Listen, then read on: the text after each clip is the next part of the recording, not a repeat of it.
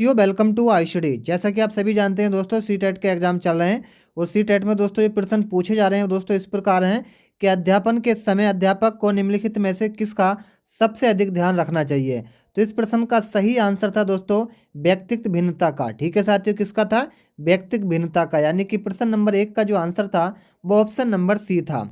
आगे आपसे पूछा गया था कार्ट लेविन के अनुसार समूह में जो परिवर्तन होते हैं उन्हें आप क्या कहते हैं। तो मेरे मित्रों उन्हें कहते हैं गतिशीलता कहते हैं। क्या कहते हैं मित्रों?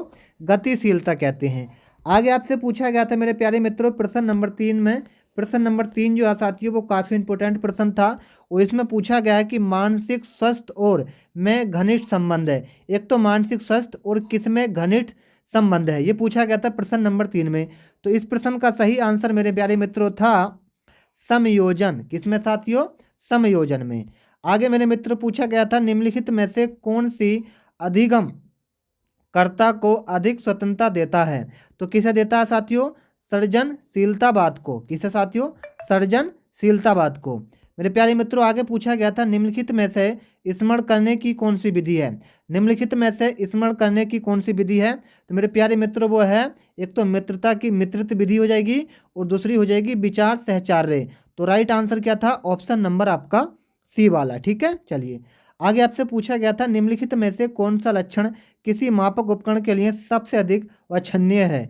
तो ये है मेरे प्यारे मित्रों विश्वसनीयता। क्या साथियों?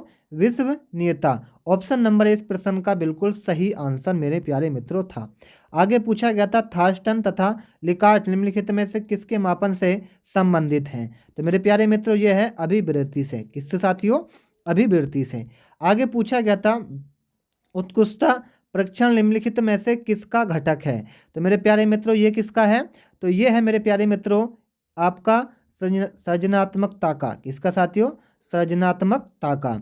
आगे आपसे पूछा गया था निम्नलिखित में से कौन सृजनात्मक से संबंधित नहीं है। तो कौन नहीं है मेरे प्यारे मित्रों? मित्र व्यतीता। किससे साथियों? मित्र व्यतीता। ठीक है। आगे आपसे पूछा गैगने निम्नलिखित में से किससे संबंधित है।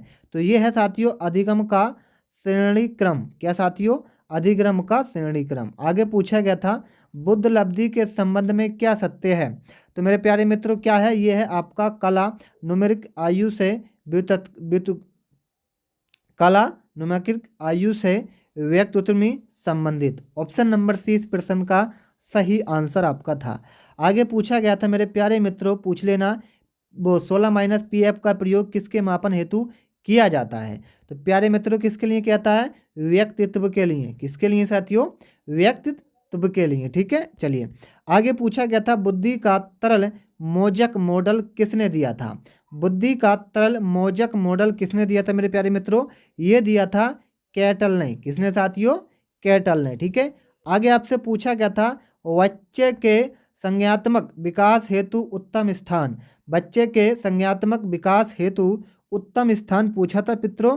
तो ये था आपका विश्वविद्यालय। तो दोस्तों विद्यालय एवं कक्षा का वातावरण। ठीक है, विद्यालय एवं कक्षा का वातावरण। ठीक है, तो राइट आंसर डी होगा। आगे पूछा गया था अभिप्रेरणा के स्रोत कौन कौन से हैं। अभिप्रेरणा के स्रोत कौन कौन से हैं मेरे प्यारे मित्रों?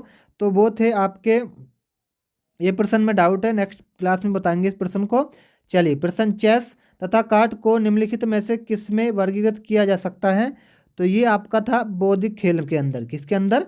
बौद्धिक खेल। आगे मेरे मित्रों पूछा गया था अभिवृत्ति से क्या संप्रदेय है। अभिवृत्ति से क्या संप्रदेय है। तो मेरे प्यारे मित्रों ये था आपका क्रिया पारक, संज्ञान पारक और संवेगात्मक, यानी कि डी आंसर हो जाएगा ये सभी। तो ये कुछ महत्वपूर्ण प्रश्न आए थे साथियों जो हमने आपको बताए। तो सभी छात्र वीडियो को लाइक करेंगे और इस चैनल को सब्सक्राइब करके बेल आइकन ऑन जरूर करेंगे ताकि आपको नेक्स्ट वीडियो का नोटिफिकेशन सबसे पहले मिलता रहे। आगे पूछा गया था मनोवैज्ञानिक के अनुसार बुद्धि क्या होता है। तो सीखने की क्षमता होती है, अमूर्त चिंतन की योग्यता है, या तो ए या बी। ठीक है, तो मैं आपको बता दूं इस प्रश्न का राइट आंसर होगा एक तो आपका सीखने की क्षमता और अमूर्त चिंतन की योग्यता।